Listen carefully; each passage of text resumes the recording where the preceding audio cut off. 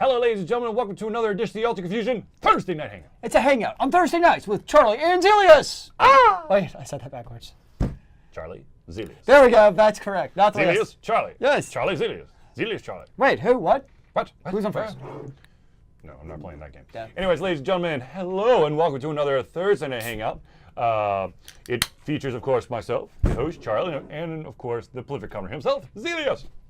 It is a glorious day to be alive. Do you agree? Indeed, it is. Excellent. Now, I do know that some people were curious to see if Ultra Confusion might be thinking about future guests. And yes, we are. We're just trying to work out some stuff behind the scenes. Right now we're featuring Red. But perhaps we will have Batman. You know, if luck would have it, perhaps we'll have a certain Mr. Ando in the future, or perhaps the return of the amazingly talented Molly Prophet, or You know, it's been a long time. It's Craig Campbell. yes, or Craig Campbell. Yes, Could be Craig, Craig Campbell. the man, the myth, the legend.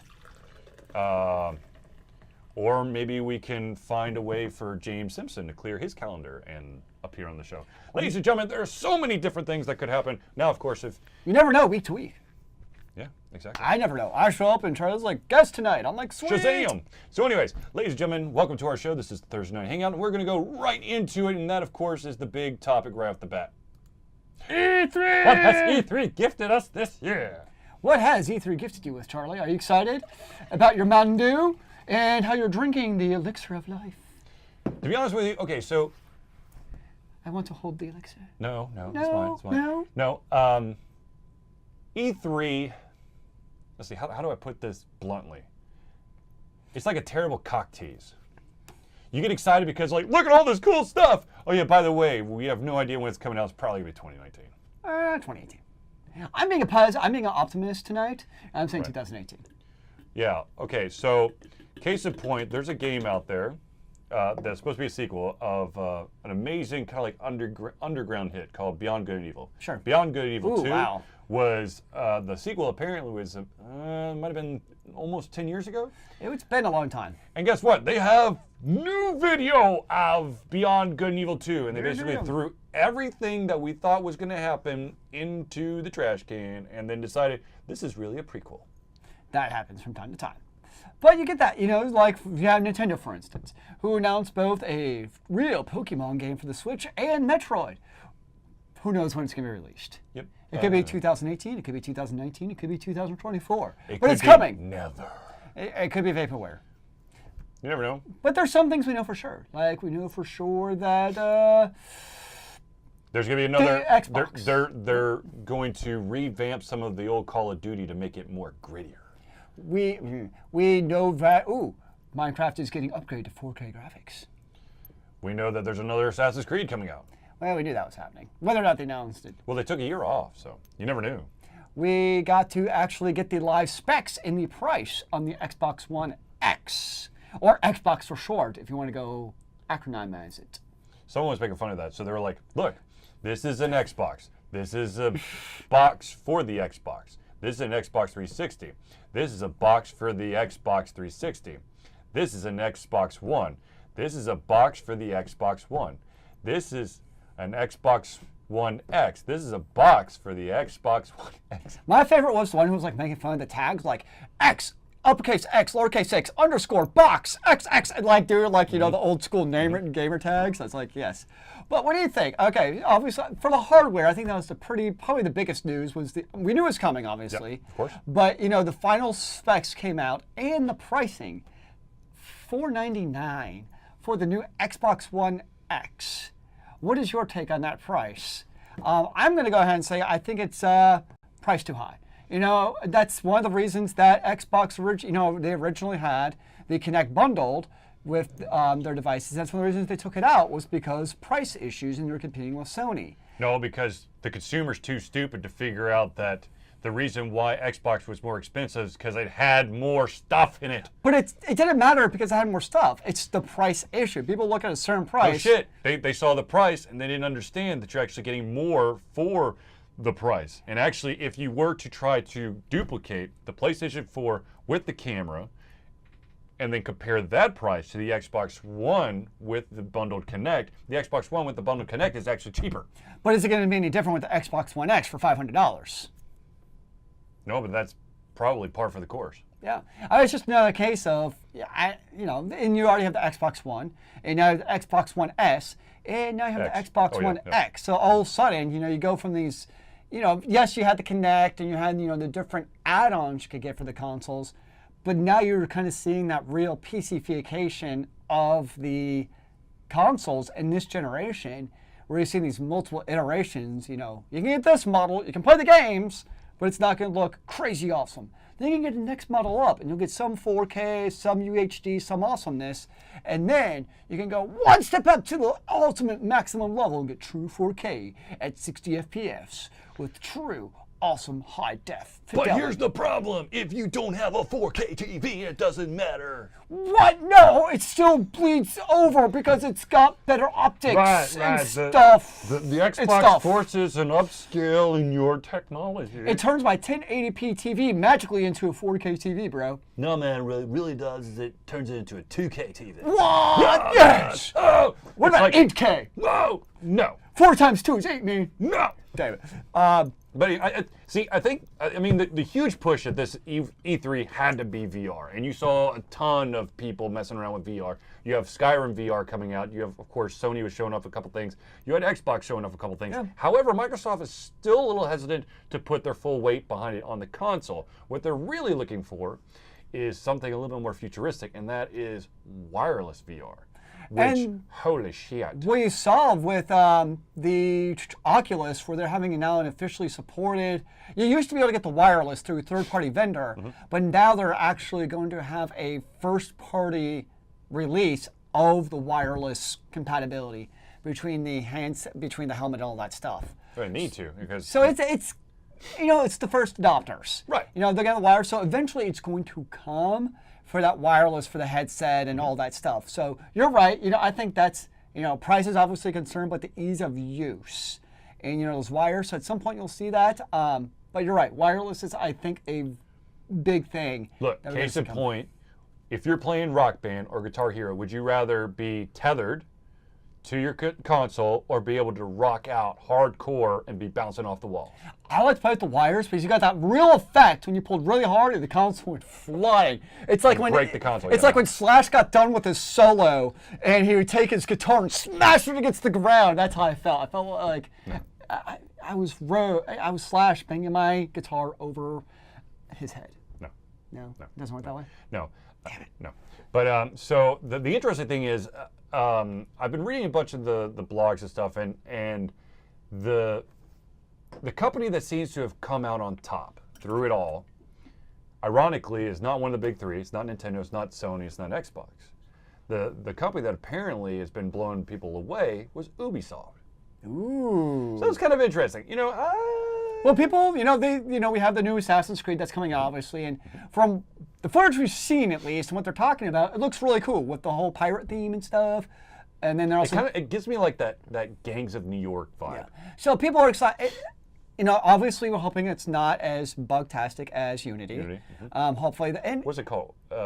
Assassin's Origin or something? I don't know. And the thing is, Assassin's Creed games, when they're not buggy as shit, are fun, good games. Oh, absolutely. Can they get back to that and not do the usual? Because it's not just Ubisoft. I know we like to crap on Ubisoft a lot. It's certainly not just them. We release games, 4 months ahead of when they're ready. Speaking of releasing games early ahead when they're ready, it's not necessarily the case, but so you got Destiny 2, which is coming out for PC, Xbox One, and PS4. It's being released on the PC 42 days later than their console counterparts. Yeah. I have no idea. I just thought, I'm happy that Destiny is coming to the PC. I'm not going to buy it day one, but it certainly is on my radar as a potential holiday purchase for myself, depending on how it comes out. Is it what people wanted in Destiny 2? Is it basically, the Broken King, when that came out for Destiny, it basically made it a full game? Or is it going to be like the first Destiny, where you had to wait a while to maybe work all the kinks and actually have it be a full game? Some people still say the kinks are still there. True. And then, of course, you have BioWare, who announced Anthem, which is their basically it looks like Destiny to me. I mean, it's your kind of open world, FPS style of game where you go out. It's very co-op based in your open world. And I've kind of like, one of the reasons growing up, I think Charlie may agree with me, is I think of BioWare, I think of story-driven games. Knights of the Old Republic, Jade Empire, the Dragon Age, we're skipping the second one. The first... There was no second one. Fair enough. The first 3 Mass Effects, it's all about the storyline. And even in drama, they tried to do a storyline, but they went too much to let's have a lot of quest and action, and kind of foregoing the emphasis of that storyline. So you're kind of seeing BioWare kind of going towards this not quite story-centric game style. And that's my worry of, yes, obviously we all love great gameplay in our video games. If you don't have the good gameplay, you're probably not going to like it as much. But it's that story and the NPCs, interaction with them and your relationships that you built that really set it apart. And now you have this co-op, what they're calling a co-op, heavily co-op-based game, and Anthem isn't going to be as fabulous as what we expect from BioWare. I don't know. It just kind of worries me because, they were kind of leading that charge in the first-player story-driven games. Are we still going to have that? I don't know. Okay, so the thing is, they were really putting emphasis on, having your friends join up. And once again, as an individual who doesn't usually, no offense, but I usually don't have a lot of people who play in the same damn game as I am. So my question is, can we potentially have like a Guild Wars situation where we can have a bot to help us out? Or are we going to be forced to do, missions with people we don't know and then, pray that it works out in the end? Well, from the video, and obviously it's very subject to change, it looked more open world and not quite instanced like a Guild Wars. So I don't. But the thing is, then my immediate thought is, okay, then Defiance. Sure. But I still don't. Having what little they have in that video, I still don't know if I feel 100% safe about me, about getting this game if I know that other people aren't immediately going to have this game. Yeah, it's, most games I wait on to see. Yeah. Anthem, it's a BioWare game, so it's going to be on my radar, but it's certainly not going to be, I jumped the shark with Mass Effect Andromeda on day one, and the last couple of days I thought, day one, I bought them kind of on the history of the series that they're following up of, and it hasn't gone well. So I think I need to rethink my purchasing habits when it comes to video games, unfortunately. Well, you get suckered in by what they've done in the past. Yes, and so, I do. And so, you... I like to think, they have a strong history, they've released 2 or 3 fantastic titles, and sometimes a lot more, so they have that high expectation of quality. And then it comes out, and it's not up to that expectation. And that's kind of what's disappointing sometimes. So we'll see what happens. In a lot of these games, sometimes it's also, they kind of screw up the production. That's kind of, there was a really big article online with Mass Effect Andromeda and how, it's basically remade from scratch halfway through production, and they kept on redoing and redoing and redoing, and that's one of the reasons we ended up with what we got today. Destiny was like that too. How many times did they redo the development of Destiny until they got to what we see today? So you see that a lot. Yeah, you see a lot of these games where it's like, how much can you rethink it? And then obviously, as a publisher, at some point you got your game out the damn door. We thought, for the love of the game, we still got to make a profit somewhere along the line. So at some point, the game has to get out there. They can't all be Blizzard, where they wait and wait and wait and wait and wait forever. Yeah, because they've got very, very deep pockets. Yeah, Sorry, I'm a little bit distracted. I'm desperately trying to find the name of this game that I want to talk about, and for the life of me, from E3. Yeah. Who is the publisher? Do you remember? It was an indie game. That's the problem. I don't. No idea. But it seems like a lot of people are very positive about the Nintendo in terms of the games that they're slated for the Switch. So the big question with the Switch is, where's my real Pokemon game or another Pokemon game? And you're gonna have stop toying with my emotions. And they said that they have in development is the real Pokemon game for the Switch, and they're developing another Metroid Prime game for the Switch. So, you know why? because the dude is coming back, like his studio is doing it basically with Nintendo. No, the conspiracy theory is that this year is a prime number. Oh, good lord. So we can have another Metroid Prime. So it's just, so Nintendo's doing hopefully some things to get people excited about, well, actually, let's be honest, people are really excited about the Switch. But it'll continue that momentum it has going for it. If they continue to make great games like the Zelda Breath of Heaven, Wind of Heaven, Breath of Wind, I think. whatever. One of those titles, I don't know. You know, they can continue making the Switch a strong device, which it has been. What were you excited about E3? Did something stand out to you for E3? Like, this is great. Or is it just another E3? No, it's you know, when I see E3, I immediately go, oh man, this could potentially be really exciting. Could being the operative word, because the vast majority of the games that you're going to see there, they're not going to be out until at least next year, maybe even beyond. True. So for me, because I'm a reviewer and I play a shit ton of games. No offense, but I'm going to forget about those games because there's no concrete release dates. So, you know, it's a very, you know, it's almost guaranteed that the games that I'm really excited about right now, when they actually come out, I will have forgotten, and people will be like, man, have you played that game? Like, holy shit, it came out? Well, I mean, E3 is really to the point, and what has been for a while now, where it's not about us, the gamers. It's about the industry and them talking to each other, and it's more of that. I think they talk to each other. What? I think it's just, no offense, but I think it's not- my dick it's is not bigger about than me. your dick. I mean, it's not about us. Oh, I know. That's but not what E3 I know, is. but E3 feels to me like my dick is bigger than your dick. Yeah. Let me try to wow the crowd. Now, what I did hear is that Sony apparently botched it up. They went way too fast through all their stuff, and so people are like, "Wait, what? What? It's over, huh?" So, anywho. Did you find the thing you were looking for? Yes. So we can move to the next one. Next one it is.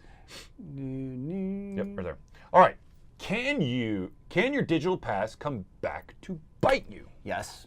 All right, so the reason why I asked this is actually, it has to do with E3. Okay. One of the most anticipated indie games out there, The Last Night, has been wowing people. It's a cyberpunk indie game. It's got that like that 80s throwback feel to it. Well, when you present something that really excites a lot of people want to, you know, maybe do their homework on exactly, should I actually give you my love for your product? Because your product looks amazing. I want to love it. But as most people should know, and unfortunately a lot of indie developers don't know, is that you are part of the product. So individuals started digging into the developer's past, like the designer. And it turns out that this designer was very vocal in the past about a couple of issues that to this day are still hot button topics. The first, my friends, and this is kind of, they're both kind of like, you know, together, but it's Gamergate and anti-feminism. I thought that had passed us. I mean, obviously feminism in video games hasn't passed us by, but I thought Gamergate had. No, it's like, you know, it's like that sweet whisper from the side where you're like, it's gone, and then so it's like, no, it's not. And you're like, fuck. But yeah, so so basically, let me see if I can pull up. So a bunch of his tweets dating back from 2014 to April of this year, there were references to anti-feminist ideals and identity politics. Most notably, the designer expressed sympathies for the hate-mongering Gamergate movement during its height in 2014. Oh my. The Gamergate people are for journalistic integrity, honest debate, transparency, and exclusiveness, and, oh Lord, I don't even know how to pronounce that word. What word? Egalitarianism. Egalitarianism. Whatever. Anyways. Basically, it's like a utopia if everybody's equal. Right. That's the theory. Think Marx. So anyways, well, he also did, he was also the gentleman who tweeted about Bill Nye. So in response to celebrity scientist Bill Nye's new Netflix show, he said this past April, injecting identity politics under the cover of science is not going to end well. Wow. So anyway, so of course he's doing. He's been doing some backpedaling. Well, here's the thing: is I think when it comes to an indie game, Yeah. I think the potential politics backlash is disproportionately more affected for an indie title than it is a big AAA title. Well, because the AAA title, they've got money that can insulate the hit. Well, I think it's two things. One is the AAA title, you already probably have like, I think in terms of numbers of people that actually care about news like this. In the grand scheme, I know we talk about it, people watching us know about it, but in the grand scheme of people, I'd say, the vast majority of people don't even care about this stuff. Oh, right. So when it comes to AAA titles, people are like, whatever, I don't care. But when it comes to indie title, you're pulling from a much smaller group of people who are more knowledgeable about these kind of things and know more about the ins and outs of video games. Right. Stuff like that matters more. The image matters more in indie games because people are, I think, much more careful about how they spend their money. And you're catering towards a smaller audience of people. And, people, it's, we're in a day and age, and we have been for a while now, where shit on the internet, it doesn't go away. It's there. And people... To this day, people don't understand that. Yeah, people will bring it up, and people are socially conscious about how they spend their money.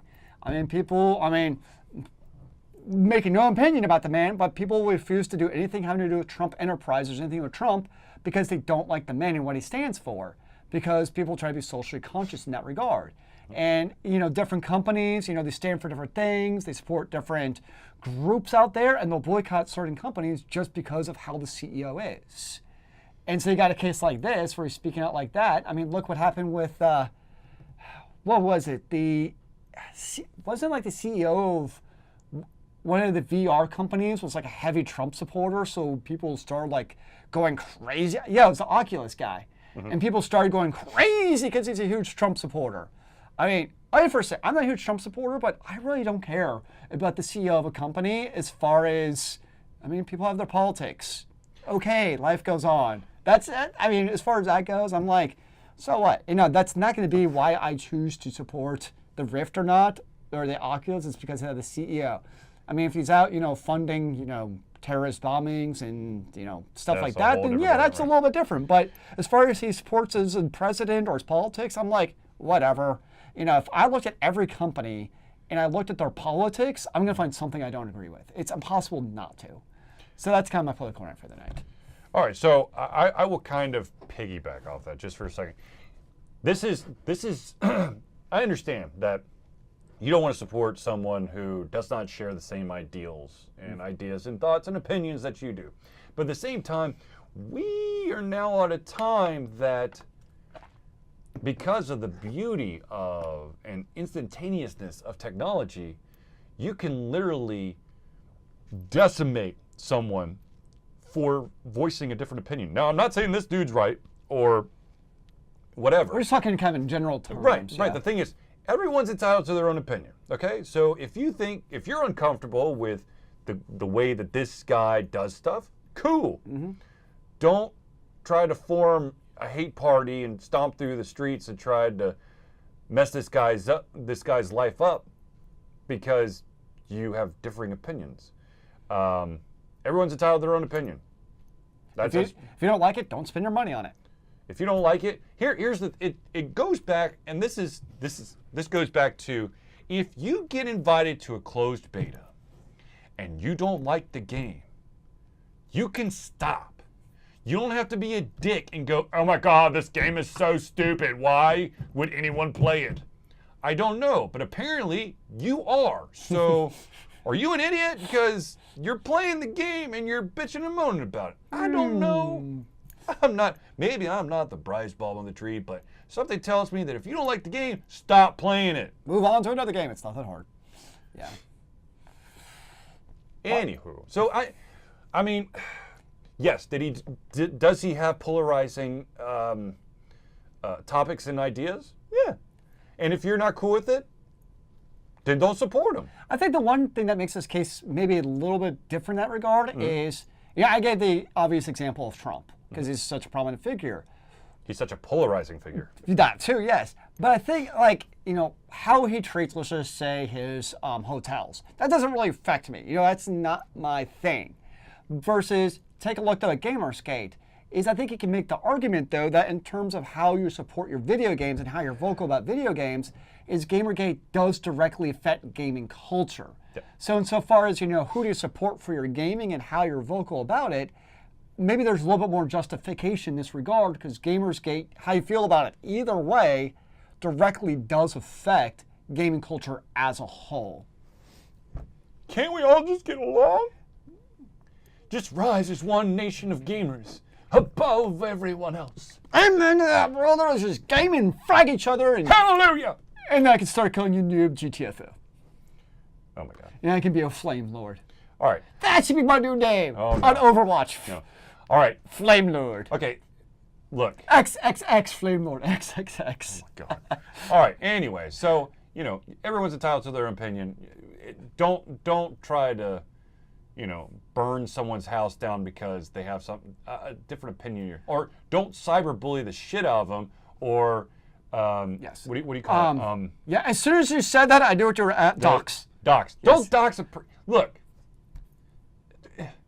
If you don't like something, then if you don't like reading something, stop reading it. If you don't like doing something, stop doing it. Of course, there is one exception to that rule, and that is work.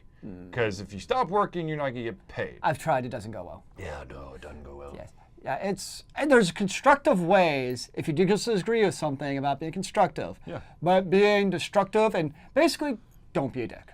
How about just have a conversation? How about that? Yeah, I mean, dude, that's crazy. I disagree with your opinion.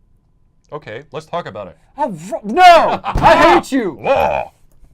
Yeah. Unfortunately, and we see that a lot. I mean, it's, that's just kind of... It's knee-jerk reaction. Unfortunately, it's the culture as a whole right now. It's so knee-jerk to so many things where, if you disagree with somebody else, it's like, you're a terrible person. But it could because be you like, don't agree with me. It could be like the most minute thing, though. It's like, oh, you don't like this TV show? Something's wrong with you. Yeah.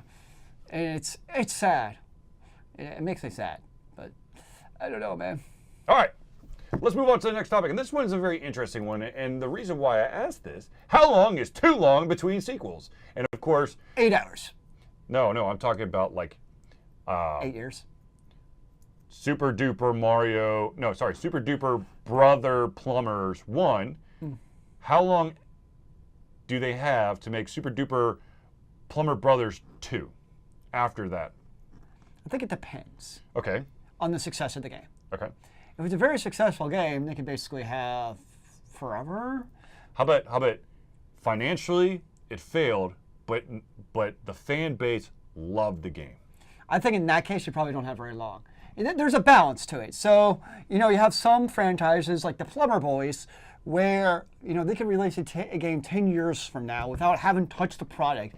It would still sell like frickin' hotcakes because it's such a... I mean, that's an extreme example. Well, no, but the other thing is that it's such an established I mean, franchise that's like you knew that it's far into the spectrum. But if you're looking in at general, I don't know, like Super Space Squad Super Space Squad X, okay? And so it's the next one's going to of course be X squared. How long? Okay, that's the first of that property. It was not that good financially, however, the fandom behind it is just crazy. I'm going to go with 4 years. Okay. Here's my reason. Okay. This is how long it takes approximately to graduate from high school and then college. The reason I'm going with this is I'm thinking to the students I work with, and I'm just going to take the Mass Effect trilogy. Okay. It's been a number of years between Mass Effect 3 and Mass Effect Andromeda. If I look at the kids and I'm like, hey, man, do you play Mass Effect Andromeda? For them, they weren't of age really to experience the Mass Effect trilogy. So for them, it's like, whatever. That doesn't hold any sway to them because it's been such a chunk of time between these different. I'm just calling Andromeda a sequel for the sake of argument. Right. But it's been too long between 3 and Andromeda for them to really have an effect on them. So maybe that's how it kind of looks. It's kind of that kind of a person's stage in life. How about okay? So how about? So when I'm thinking about sequels, if you bring Andromeda into the equation, because Andromeda doesn't directly continue the story. It does. It does not. Well, yes. I mean, it's It like does not. was it a prequel, right? No, it's a sequel. It's not it's in the same. I don't know how you. So here's this. It's in the same universe. However, they went over here while Shepard went that way. Well, it's like a different. So here's the synopsis. I'm not really giving anything away. Oh So- God, spoilers! Like they tell you in the first 5 minutes. So before the Reapers. But I haven't played the first 5 minutes. Oh, good lord. Before the Reapers attack, if you don't know about the Reapers in Mass Effect, I'm over it. If you don't, so before the Reapers attack in the Mass Effect trilogy. Way past. Yeah. We're way outside the spoiler. Basically, before the attack, there's this collective effort in the Mass Effect trilogy, or before that, between some smart people, before the Reapers attack, they basically send a colony, a group of colonists of all the different races to a different galaxy. That's the premise. Okay. So it's the same, like races and stuff, but it's a completely different set of people and circumstances. Does that help? Yeah. So Okay. So when I say sequel, I'm talking more in terms of name recognition. Is how I'm thinking about sequels. Yes. So the reason why I bring this up, of course, and this goes right back to E3, and of course it goes right back to Beyond Good and Evil. Beyond Good and Evil, of course, was a financial failure. However, the fandom behind it has been bananas. So of course everyone's going, we need a sequel, we need a sequel. And of course everyone's going, but we didn't make a lot of money on it. And finally, like, all right, fine, we'll make a sequel. And that was announced 2008, I believe. I think the problem with that long between sequels, you have two problems. Yeah. One, you're back to the issue that I mentioned of people like, oh, there's another Beyond Good and Evil. I don't care about the other ones because I haven't played it because it doesn't have super crazy, awesome graphics. The other problem, too, is people's stages in life. So let's just say people were really into Beyond Good and Evil, let's just say when they're 18. Now, these people are 18 when it came out. They're going to be 28 when this next one comes out. You're at a point in your life, you're 18, you're either, late stages in high school or early college where you have lots of time to devote to video games. Great. And by the time people get to the age of 28, guess where they're at in life now? They're past that. A lot of them, they have professional jobs, they have a family, they may have kids. Guess what has happened to all that free time to play video games? Yeah, sorry, honey, you're not sitting home playing video games tonight. You need help with the kids. Screw that, man. Yeah, well, you tell how it is. So you get to that point where the legitimacy of the new Beyond Good and Evil basically has to stand on its own 2 feet. They're not going to be able to rely on it was still a financial failure, so it wasn't, it was popular, but it wasn't like widespread knowledge of how great this game was, otherwise it would have been a success. Right. So in that case, but they also have hopefully a good foundation to start on to make a quality game because they obviously had a good game, just people didn't buy it.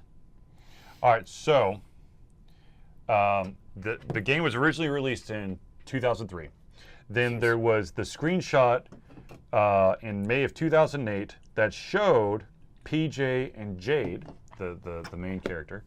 That's basically everyone's going, nah, okay, they're talking about Beyond Good and Evil 2. Yeah. That's 5 years after the initial release. Then everything goes quiet. And now, 2017, so we're talking now technically we're 14 years since the release of Beyond Good and Evil. We get a trailer that is all cinematic. So we're not talking, in-game at all. And it has nothing to do with PJ, it has nothing to do with Jade. It's actually a prequel now to Beyond Good and Evil. So, so now it's technically just name recognition. There's not a continuation of the story. I'm sure that there's probably some parallels besides that it's put in the same universe. But my question is that one of the cool things about Beyond Good and Evil, yes, was their combat? Absolutely. However, there was also this push for you to take pictures of like different enemies and stuff, and you could turn that in for like rewards to unlock new stuff. Okay. So is that mechanic there, or have they thrown that completely out and gone strictly action-based play? So you're saying is it's like a movie that makes its name based off of a comic book, but it has absolutely nothing to do with the comic book. Potentially. Potentially. And we all know how well that usually goes. Oh yeah. Yeah. But okay, but the thing is, that's probably the game that I'm most excited about and most worried about because I don't know how it's going to end up. I really want Beyond Good and Evil 2 to be awesome, but at the same time, we have no idea what the platforms are. We have no idea when the release is, and we've already been teased once with just a picture, and then we basically knew nothing for 9 years, and now they've got a cinematic trailer, but nothing else. So I don't know. But it makes you wonder, A, why did they choose to go the prequel route? And 2, why did they choose basically a new cast of characters? I mean, if you're going to make a sequel, why not use what you already have built in for your fandom? Well, I feel like the best example is I feel like they're pulling a Final Fantasy. Like it's been too long that people have that nostalgic feeling about those PJ and Jade. And they don't want to bring them up because people might see the flaws in them. So they chose a new cast because it's been so long. However, in a way, that's what made the game awesome was their interaction, the actual character bleeding through the game. So I'll be very interested to see. The main character, I believe, I think there's two, once again. There's a female and a monkey guy. So I guess that's the new female and pig guy, but now it's female and monkey. We'll see. But I'm, what do you call it? I'm slightly optimistic. I'm hopefully optimistic that this is going to happen. What devices was the original Beyond Good and Evil 4, do you know? It was originally on Xbox, and then it basically expanded everywhere. I know that there was an HD release onto the no, that's not. It's on a couple of different platforms. So it's all around. Yeah. No. Well, I eventually got an HD release and all that stuff. So let me. You can tell I've never played it before, obviously. I'm gonna pull it up real quick. I'll tell you exactly. Beyond Good and Evil was, let's see here, 2003, PlayStation 2, Windows, Xbox, GameCube. Ooh. Then it was an HD release on 360 and the PlayStation 3 in 2011. So it's got decent updated graphics at least. Mm-hmm. Interesting. So anyway, I'm like I said, hopefully optimistic. I guess we will find out. If it actually comes out. Time will only tell. All right, let's talk about what would your dream game franchise mashup be? The reason why I asked this is because apparently the big heads behind Ubisoft and Nintendo have shook hands and are creating a tactical turn-based combat game. Isn't that basically Super Smash Brothers?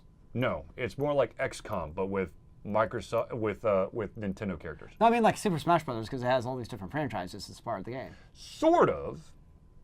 I mean, it's a mashup game. I mean, Mario Kart. That's a mashup of a bunch of different characters. Technically, Soul Calibur is, depending on what console you get, because you could have Link or Spawn or who's the other one? Marvel vs. Capcom. Yeah.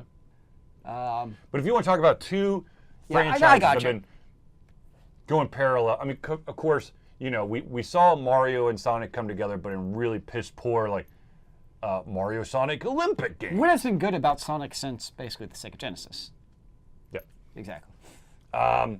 But okay, so it's for those of you who don't know, it's going to be basically the Mushroom Kingdom plus the Raymond's Rabbids coming together to battle on Nintendo Switch. Now, there's a rumor that this game will also have, an what the fuck are those damn things? The little figurines, amiibos. I know what you're talking about. There's a rumor that you're gonna be able to use those, and that will unlock special characters and stuff. While you're playing your Switch? While you're playing the game. That could be interesting. Like you're on a train, it's like, I'll pull up my 4 amiibos. Now, of course, the immediate thing I think is, oh my God, they're just trying a different tactic, but it's Skylanders. Yes. Because with Skylanders, you have your basic characters or whatever, but to truly unlock certain parts of Skylanders, you had to get additional Skylanders. So are we going to see this path, or is it just you get a little bit more creativity, or maybe a little bit more control over your party composition?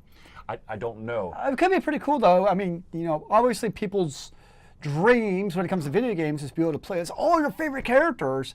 So if done right, this could be pretty dang cool. because you get to see a lot of your favorite fun characters in a different. I mean, we've seen all the Nintendo characters a lot in different games since since Mario Kart and now with Super Smash Brothers. Yep. So we get to see this in a different world of this XCOM type of strategy game. And I think the cool thing too is Nintendo's kind of already established with a lot of their characters of, Princess Peach is, really fast and she's got agility. You got Mushroom Dude who's, pretty... Toad, he's fast, but he's a little well-balanced. Mario's the definition of well-balanced. You got, like, Bowser, who's your tank character. So you have very kind of already well-established roles for these characters to be able to do. Can we please just have another, can we just make a Super Mario RPG? I was wondering when that was going to come up. Please. That's the first thing I thought That's of. all I want, man. That's all I want. Like, wouldn't that be perfect for the Switch? Hell yeah. I mean, hell, even just that HD up release, just redo it. Actually, don't even do that. Just, here you go. Here's the same game, just on your Switch. People will play the hell out of it. Of course they would. But speaking of game franchise mashups, I don't know, probably everyone's seen this by now, but there's going to be a DLC that will allow Link to jump into Skyrim. I did not see that. Yeah. Is it going to stay up? Okay. Yeah. I mean, sometimes those get pulled out. You're like, nope, not going to happen. No. It's a Nintendo license that's deal cool. with Bethesda. Nice. That could be fun. Yeah. I wonder if it can still, like, can he become evil? Oh, God, I don't Kill know. everybody? That would be fun. Will they allow that? Like, I joined the Dark Brotherhood. And kill everybody in town. Ha ha ha. Okay, so let's think about some other franchises out there. Maybe some, mixing, as it were. Because, so like, yes, Mario's kind of easy to do because the Mario franchise has basically done everything. They've done sports, they've done racing, some people consider sport. They've done an RPG, they've done party games, they've done beat 'em ups. I know. What? So you can almost do like the same thing, but from the BioWare franchises. Because think, you got KOTOR. Well, you probably couldn't do KOTOR because of licensing. Yeah. But think of like Jade Empire, and you got the Mass Effect. I mean, that right there has a whole very interesting cast of characters with different abilities and races and personalities. So what, you make a beat 'em up out of those? I think, you know what that'd actually be perfect for? What? Is like either a tactics type of game like XCOM or a Super Mario type of RPG. I know Mass Effect Andromeda is technically an RPG, but it's really an FPS at this point. Actually, I guess third-person shooter, but still. So it's kind of, a true RPG, old school kind of RPG style is what I'm talking about. I had another one too. What was it that I was thinking of as I was saying that has a whole cast of characters? Oh, well, that's basically what Blizzard does their games, that, like Heroes of the Storm. I mean, that's, you play Heroes of the Storm, you're playing it's it's a mix and match of the Blizzard characters from, World of Warcraft. You got characters from Overwatch now. You got more characters from World of Warcraft. You got characters from StarCraft.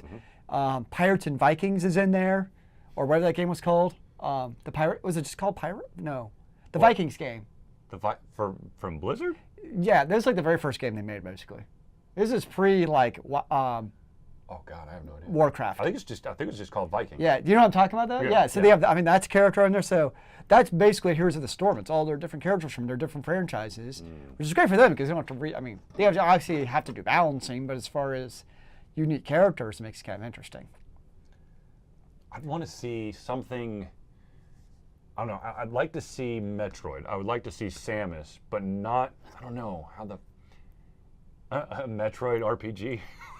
Just turn everything RPG, everything. Yeah, man. RPG the whole thing. I mean, hell, look at sports franchises. They're even RPG. Okay. Sports franchise. Okay.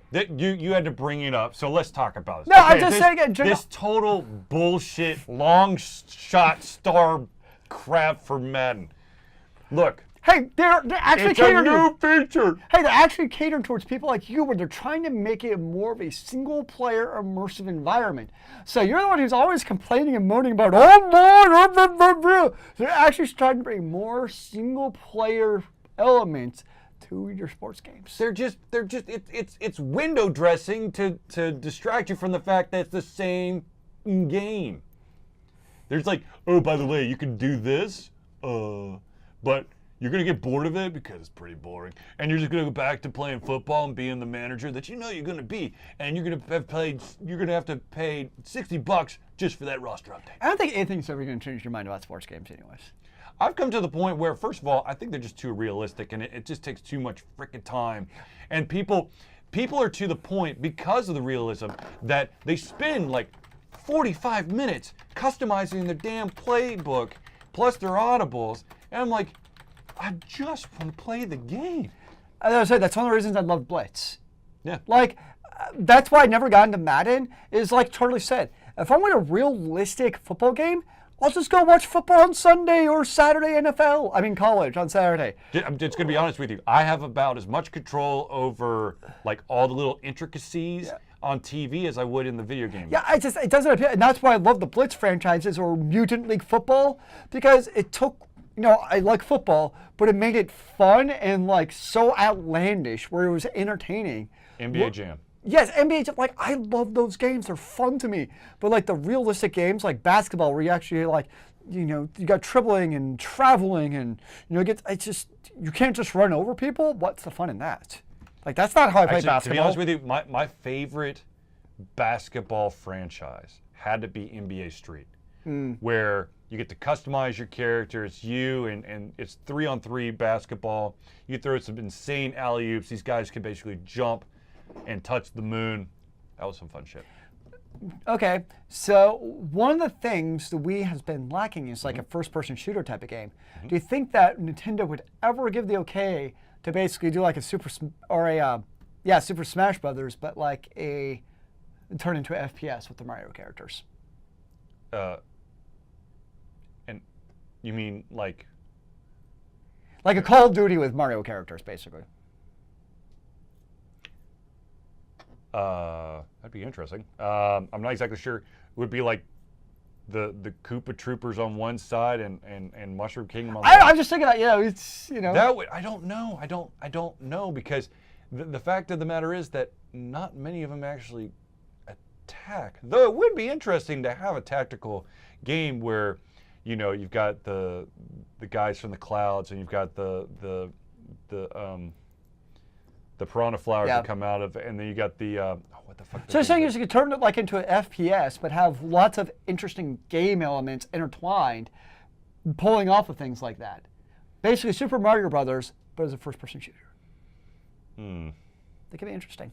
How about a Super Mario Brothers first-person VR shooter, where you are Mario or Luigi? I always felt bad for Luigi, so if possible, I always chose Luigi over Mario. He was like the man behind the plan. Yeah. Yeah. I don't know. I hear you. I don't know. So, I don't know.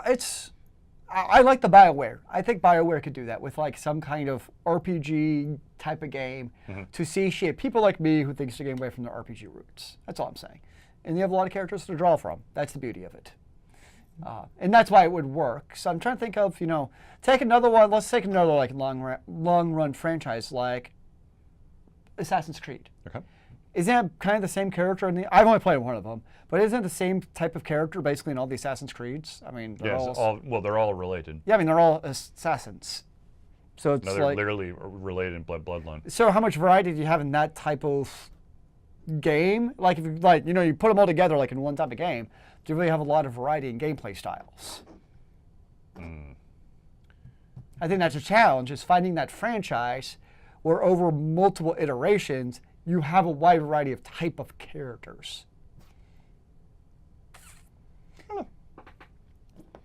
You're more likely to find that variety of characters in the historical figures that you interact with, not the actual assassins. Yeah, I could see that. But people want to play as assassins. I don't know. One day maybe I'll pick up Assassin's Creed again. I don't know. Probably not. Let's be honest. I've kind of jumped that shark. Ship. All right, ladies and gentlemen, on to the next one. This is an update for everybody here. So there is your MomoCon press update. So as many of you know, Altered Confusion was a recognized member of the press. So with that, there was a lot of interviews that were recorded in video format. So I'd like to give you an update. Now, you probably noticed that the voice actress behind Diva has not only been rendered, published, and talked about on social media. Yay! And of course, the voice actor behind Lucio has been rendered, published, and talked about on social media. But what about all the other interviews? Okay. So to be totally honest with you, let me count this real quick because I can never remember. 1, 2, 3, 4, 5, 6, 7, 8, 9, 10, 11, 12, 13. I have 13 videos in the wings. Of those 13, I have 1, 2, 3, 4, 5, 6. 6 of them ready to go. I can literally publish them right after the show and then start through social media. And those would be, every single one of these is indie title. I've got 2 more group interviews that I need to get done. The voices behind Pinky and the Brain, and then J. Michael Tatum. So the indie games that I have rendered and is ready to be published, the race car parkour game Distance, the feudal Japan game Hanako, oh my gosh, I think it's like post-apocalyptic, like XCOM feeling shooter, strategy game, Depth of Extinction, the RPG game that looks like old school Might and Magic, called Infinite Adventures. Of course, the brawling fighter from Blue Mammoth Games here in Atlanta, Georgia. That would be Brawlhalla. Right on. With the big sign at every MomoCon. Yep. Then, of course, I've already rendered, published, and shared the Metronomicon I saw that, yes. And then, I say, by the way, I'm super, I actually want to play Metronomicon after. Oh, it's so much fun. It looks awesome. Dude, I every single time I jump on there, it's like hours just gone. Here's what I don't get about the game. Yeah. Here's what I didn't quite understand. So I'm going to be playing, it looks like it's a great party game, but I'm going to be playing by myself. Is it still fun to play by yourself, or is that acceptable? That's why I didn't quite, that's the one thing I wasn't following. Well, the thing is, you're having to toggle between all the tracks. Because after you do enough to basically, so every single character has 3 different levels. Okay. Once you have to hit the sequence right, and then it unlocks the first level, and then if you can continue the sequence until you finish the second one, then you've unlocked the second one, and now you're going to do that ability instead. So basically, once you've passed the first one, you're going to do some ability. It just depends if you can get all the way to the top, or to the second, or just going to do that. But after you do that, there's a cooldown period. So you're going to have to jump between your characters, and also there are certain times where the bosses actually dictate what happens on the screen. What will happen is your music tracks will disappear, and the bosses will basically cause these like flaming arrows to come down. That doesn't sound good. And if you miss them, it causes damage to your team.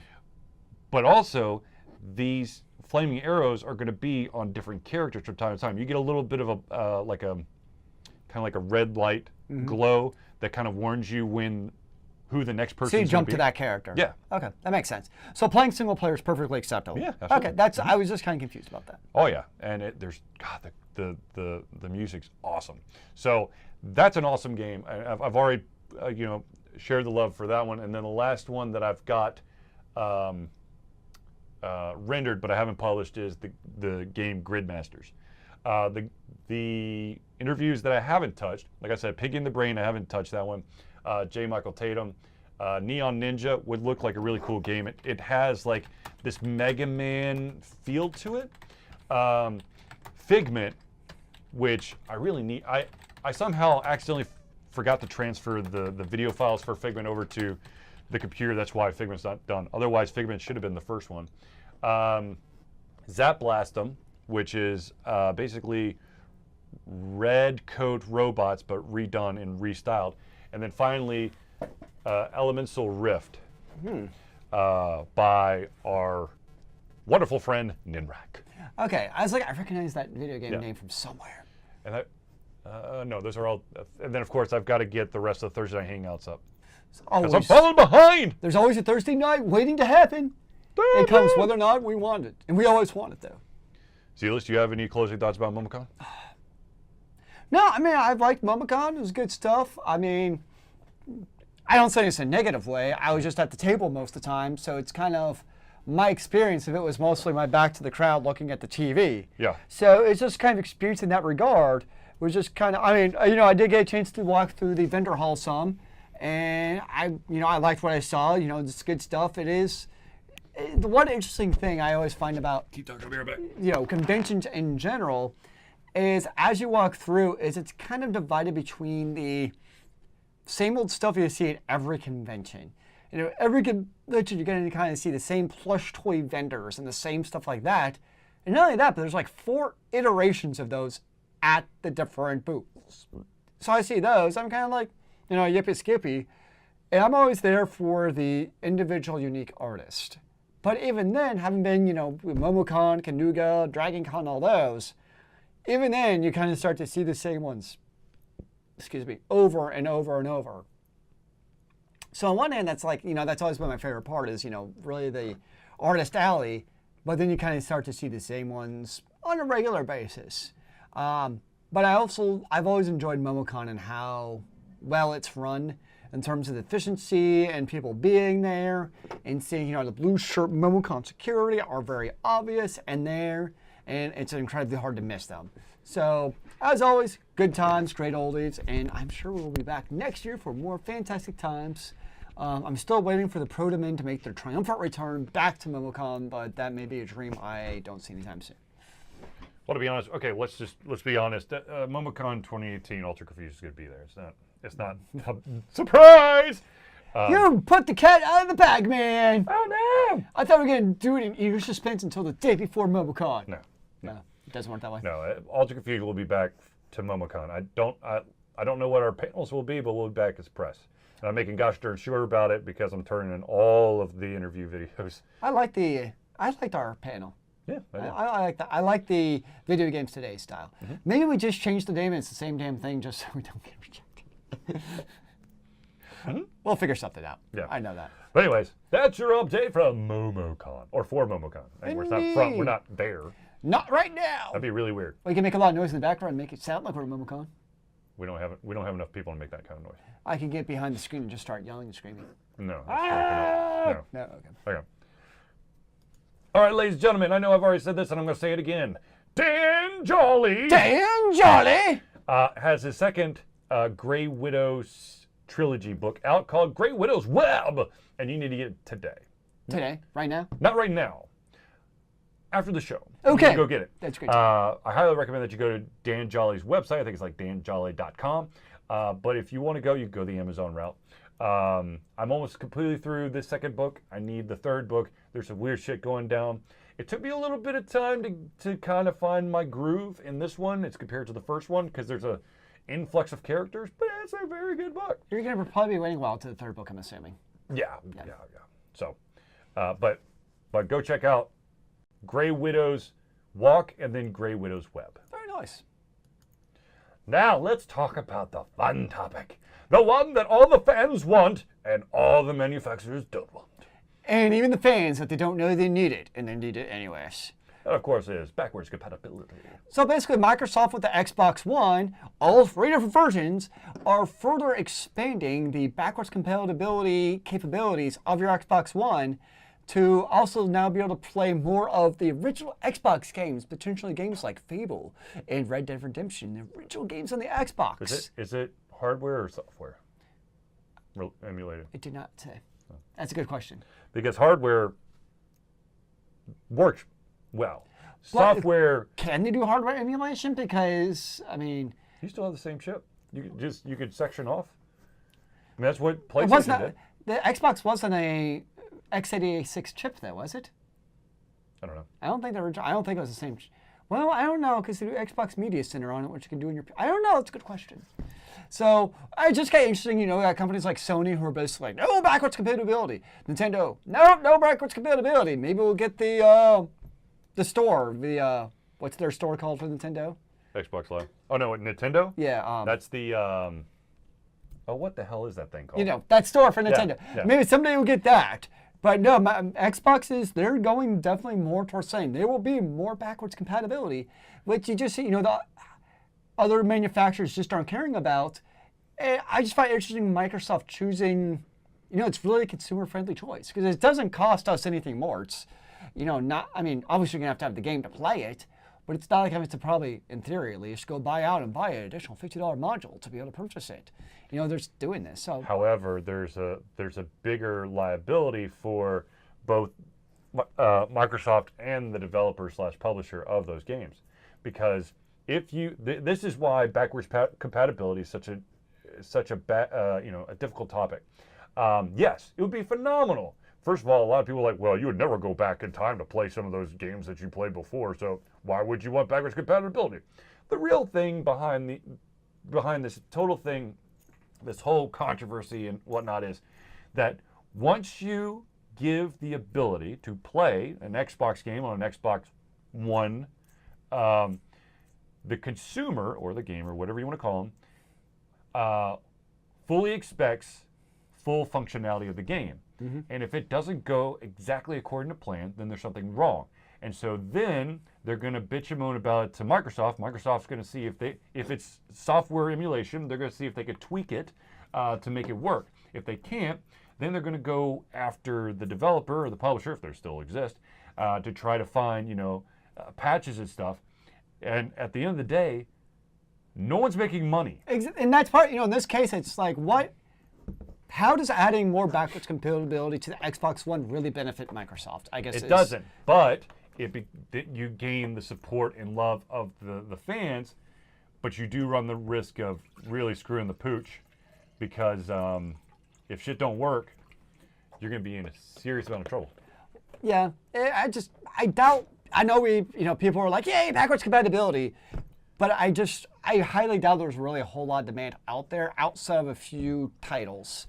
You know, most people, they're going to be playing the new games that are coming out, not the games from 10, 15 years ago with sadly outdated graphics. Yet still phenomenal gameplay. The gameplay quality doesn't necessarily change, but at the same time, you know, people have a certain expectations of the graphics that they interact with in a video game nowadays. Well, one of the perfect examples is when the Xbox 360 and the PlayStation 3 first came out. Mm-hmm. They both toted backwards compatibility. Yep. Microsoft went the software route. Sony went the hardware route. Mm-hmm. So what was really cool is that I could put in my PlayStation 1 and my PlayStation 2 and my PlayStation 3 games, of course, into my PlayStation 3 and play them. Sure. And there wasn't that big of a difference because you had the chip right there to do all the magic. But in comparison, then you had Microsoft and their software backwards compatibility for emulation. And one of the games that you mentioned, Fable, of course, a lot of people want to continue to play Fable. They wanted to have like that little bit of oomph added because of the 360. Sure. And it was terrible. Yep. It had such a bad time. It locked up at random stuff. And that, of course, is completely on Microsoft for giving that ability. So the easiest way to fix that is you take it away. And that, of course, pisses a lot of people off because once you give people something, don't take it away. You can't take it away. If you do, there will be blood. I mean, it's just, that's the honesty. So now Microsoft is trying, you know, everyone's trying to position themselves to be, you know, the best. Well, the thing with the Xbox, though, is it's, you know, they're not like, you're going to be able to play all of your Xbox games on the Xbox One. Right. It's going to be very specific titles. Right. So you're going to assume, you know, like, let's just say Fable, it's going to go through some rigorous testing to make sure, you know, this isn't... Oh, absolutely. Before they release it. It's different than the original Xbox 360 release where it's like, yeah, backwards compatibility for everyone! And then all of a sudden it's like, wait a second. Well, I think the other thing is that the reason why they're trying to push this backwards compatibility is I think that, you know, what Sony and Microsoft's response was to removing the backwards compatibility is, don't worry, some of your favorite games will be available in our digital store. You can just buy it and download it. Sure. And so people are like, why am I buying something I already have? Yeah. And that, of course, is the consumer's argument. I already have the game. I don't want to pay for it again just to have my, 10 hours of nostalgia, and then then the money the game rots there. So you got, this interesting balance going on. We'll see what happens. I mean, I'll be very interested to see in a year's time if Microsoft is still trying to push that initiative, or if it's kind of like a smokescreen for, not a smokescreen, what do you call it? Like testing to see what the consumer will do. Yeah, who knows? We'll find out shortly enough. Yeah, so. Up one. Well, we're at the end. Oh, my bad. Okay, go down there. Ladies and gentlemen, it's that time for Ultra Confusion to try to woo you or wow you, and hopefully through this this show, and of course all of our previous shows and all the content we give you via YouTube, Twitter, Facebook, and of course our own main page, www.ultraconfusion.com, we hope that you want to help us out even more. Now, of course, you have a couple of options. If you would like to do some kind of monetary donation, we have two choices here. You can do a one-time donation through PayPal, or you can go through the Patreon thing, and the Patreon, of course, is a monthly donation, a deduction from whatever money source you give, and that goes, of course, to Ultra Confusion. All funds gained in any way that's Ultra Confusion related goes towards the upkeep of the equipment, maybe the upgrading of equipment, as well as covering some of the convention costs, such as there are certain conventions where we have to purchase our badges, electricity, Wi-Fi, though I might have an answer for Wi-Fi for us. Tables. If we need extra tables, all that stuff. So all that goes into Ultra Confusion to kind of help buffer the cost. We've been doing this for almost 10 years. I actually found out exactly when Ultra Confusion was officially formed, and that was March 31st, 2008. So in that span, we have been we've been running out of my pocket, and I want to keep Ultra Confusion alive, and to make that doable, we need the help of you. Joe Echo, the Xbox X and S is 4K Lies. The game that they actually showed, the Forza, however you pronounce it? Forza, according to Digital Foundry, it was doing 4K gaming. And which one, the X or the S? The X. Yeah, the S can't do 4K gaming. But in Digital Foundry, they know their shit. Supposedly, the X was doing 4K gaming. Now, that was a very controlled environment, of which I'm sure was optimized for that specific example. But that's what they say. Again, like Charlie and I mentioned, the issue too, though, is, okay, great, you have a 4K gaming console. How many people out there actually own a 4K TV? How many people own a 2K TV, for that matter?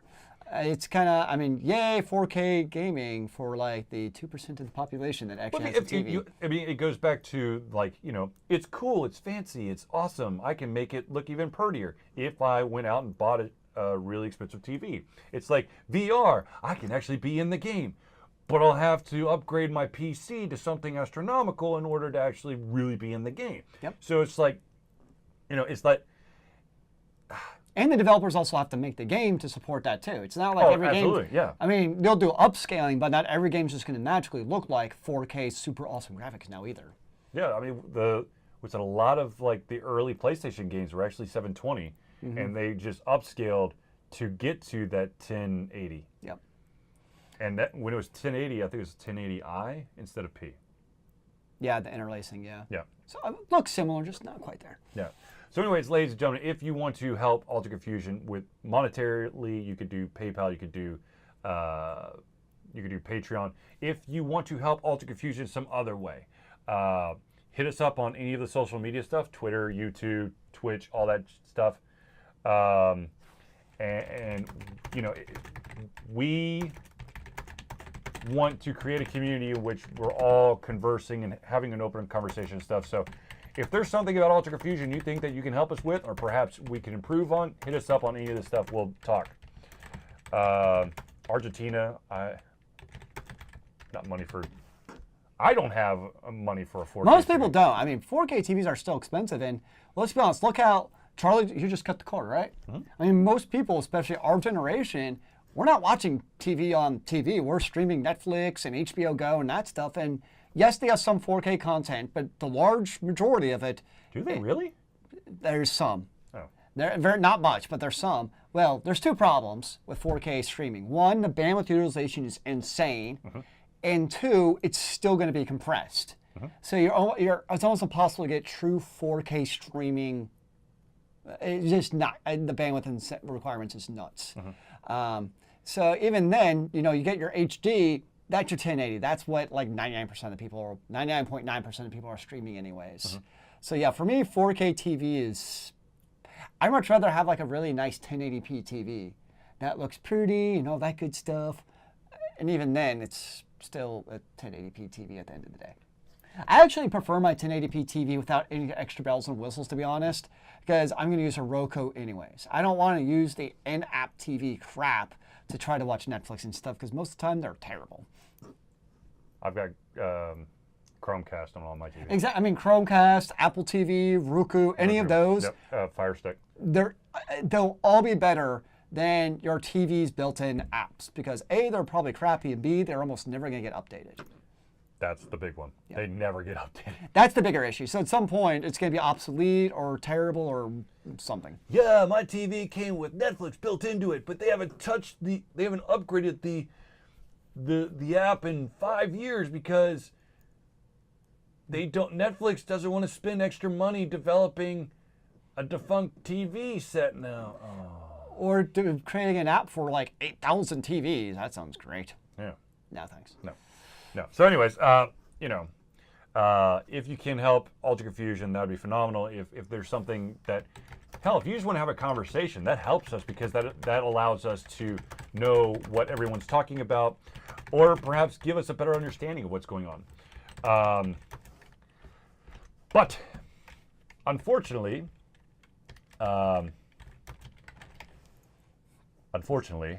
for us, we have now come to the end of the Ultra Confusion Thursday Night Hangout. It is a sad moment indeed. Indeed. I do want to point out that, ladies and gentlemen, I, Charlie, will be back in some form or fashion for Ultra Confusion. I don't know if I'll continue with the talk show or whatever, but I'll be back a little bit after the end of this show. But that being said, ladies and gentlemen, thank you for tuning into the Ultra Confusion Thursday Night Hangout. For myself, Charlie, and Zealeus, it's been a pleasure to give you everything coming out of our heads, our mouths, of course, our hearts. We'll be back next Thursday to give you another Ultra Confusion Thursday Night Hangout. Remember, kids, keep on gaming in the free world. Amen to that, brother.